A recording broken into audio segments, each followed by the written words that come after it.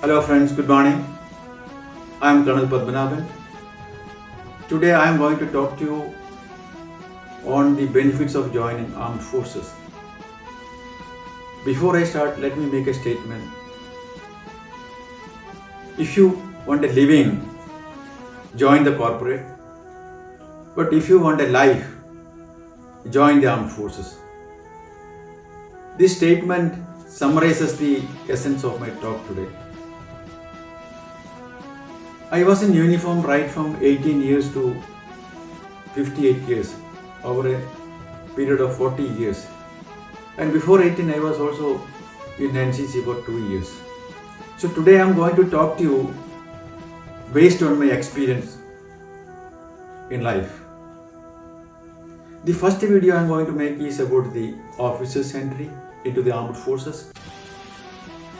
Since I am told by the viewers that it should be short, so I shall be making into 2-3 videos since the benefits are much more. That is part 1, part 2 and part 3.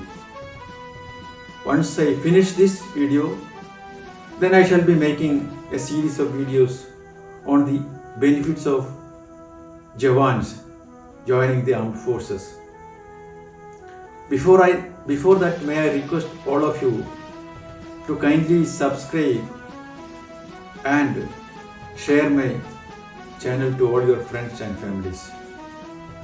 Now the first benefits I want to talk is about the status. Let's take the example of National Defence Academy. The age limit is from 16 and a half to 19 and a half. Let's say a student joins the academy at the age of 18 years.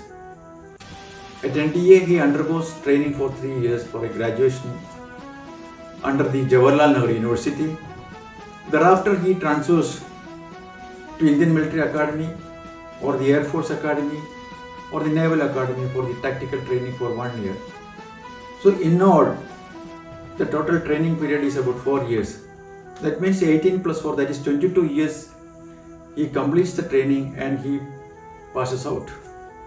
Then he gets commissioned into a lieutenant, sub-lieutenant or a flight lieutenant in various arms or various services, Army, Navy, Air Force. At 22, he becomes a Class 1 gazetted officer and he shall be getting a commission from the President, who is the Supreme Commander of the Armed Forces. If you compare with your classmates who has joined the corporate world after doing engineering, let's say, at 23, 24, if he needs to get any certificate attested, he cannot do himself because he is no more a Class 1 gazetted officer. He has to come to you. So you can imagine your power at the age of 22 years. Secondly, you will be holding the rank till you leave this world.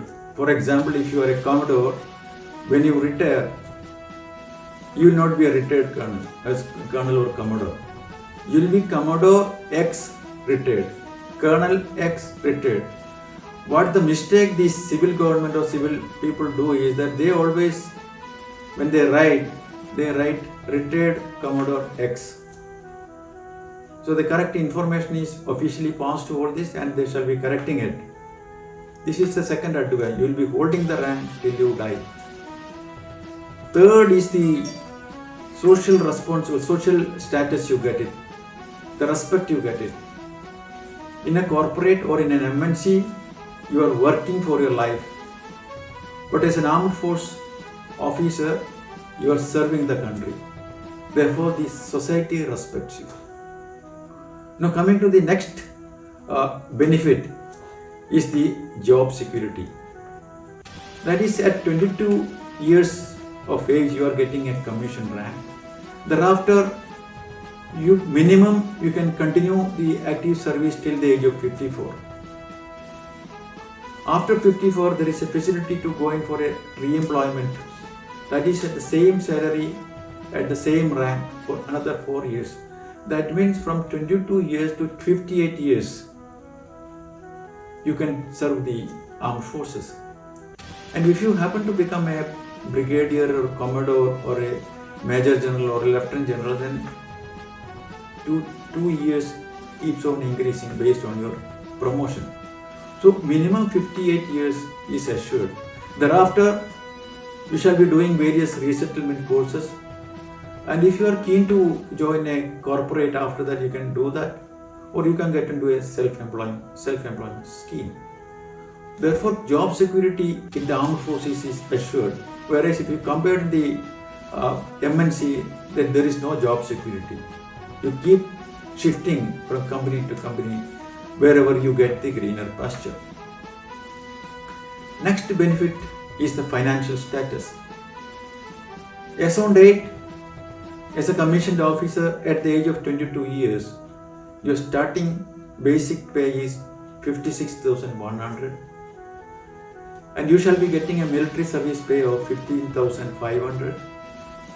And let's say the current dearness allowance is 20%. Every 6 months your dearness allowance also increases, and you also get a transportation allowance for your car or scooter or motorcycle. Depends on the category of the place you are serving. That is from 3,600 per month to 7,200.